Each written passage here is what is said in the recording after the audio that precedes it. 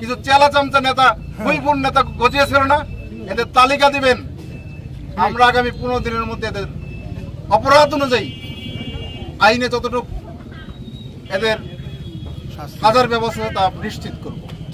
থানা আগে যেরকম মনে করেন যে আপনারা যেভাবে সহযোগিতা করছেন, কোনো সমস্যা হয়েছে বীরগঞ্জ থানাকে জানাইছেন, এখন থেকে জানাবেন, আমার কথা বুঝছেন? আর থানাতে এখন থেকে কেস নেওয়া শুরু হয়েছে আবার সবাই, ঠিক আছে, সবাই যাবেন। এখন ঘটনা হচ্ছে যে বর্তমানে যে প্রেক্ষাপট বাংলাদেশের, আপনারা যাতে কেউ বিচ্যুতি না হন, একতাবদ্ধ থাকবেন, যাতে বিশৃঙ্খলা কেউ করতে না পারে, আপনাদের মাঝে লুটপাট যাতে করতে না পারে, আমার কথা বুঝছেন সবাই? আসসালামু আলাইকুম। আমাকে চিনেন তো?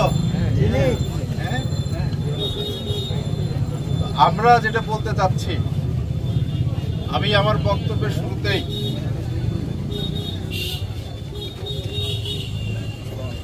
36 দিন, আপনি জানেন 1 জুলাই থেকে 5 জুলাই পর্যন্ত যে আন্দোলন হয়েছে, আন্দোলনে আমাদের 5 আগস্ট 36 দিনে আমাদের শিশু কিশোর সহ যারা মৃত্যুবরণ করেছেন, শাহাদাত বরণ করেছেন, শহীদ হয়েছেন, তাদের আত্মার মাগফিরাত কামনা করি।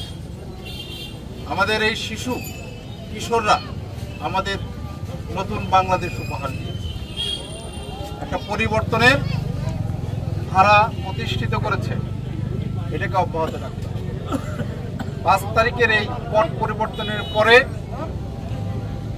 কিছু দুষ্কৃতিকারী, আমি বিভিন্ন দলের সাথে কথা বলেছি, আওয়ামী লীগ, বিএনপি, জাতীয় পার্টি, জামাতে ইসলাম, ইসলামী আন্দোলন সহ আমাদের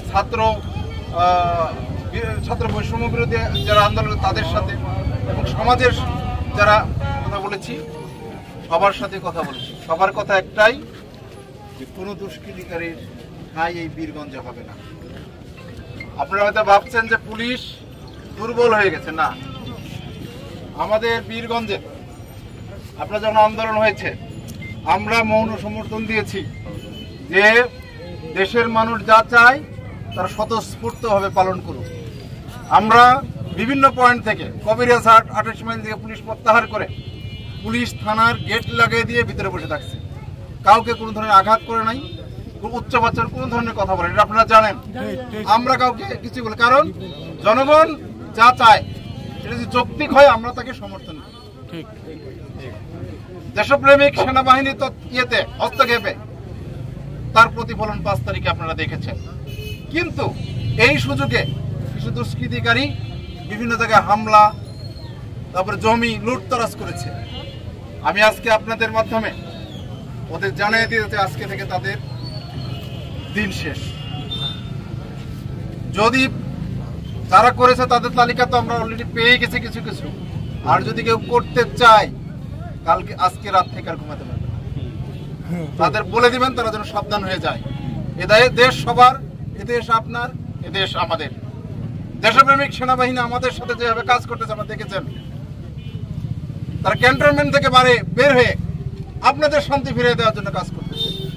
আমাদের শান্তিপ্রিয় পুলিশ বাহিনী জীবনের ঝুঁকি নিয়ে বীরগঞ্জ থানা থেকে পালাইয়া যায় নাই, বীরগঞ্জ থানায় অবস্থান করে আপনাদের সেবা দেওয়ার জন্য চেষ্টা করেছে। পুলিশ না থাকলে কি কষ্ট হয় সাধারণ জনগণ আপনারা কয়েকদিনে বুঝেছেন। কিছু চেলা চামচা নেতা ভুইপুর নেতা গজিয়েছিল না, এদের তালিকা দিবেন। আমরা আগামী 15 দিনের মধ্যে এদের অপরাধ অনুযায়ী আইনে যতটুকু এদের সাজার ব্যবস্থা তা নিশ্চিত করব। পরিশেষে সবাইকে আমি ধন্যবাদ জানাই, কৃতজ্ঞতা জানাই আমাদের কথা শোনার জন্য। আপনারা যে যে আছেন পার্শ্ববর্তী লোককে বুঝিয়ে দিবেন, পুলিশ, সেনাবাহিনী, উপজেলা প্রশাসন এটা বলে গেছে। আপনারা জানেন আমরা মুখে যা বলি তা করি, আমরা অন্যায়ের বিরুদ্ধে কাজ করি আর ন্যায়কে সমর্থন করি।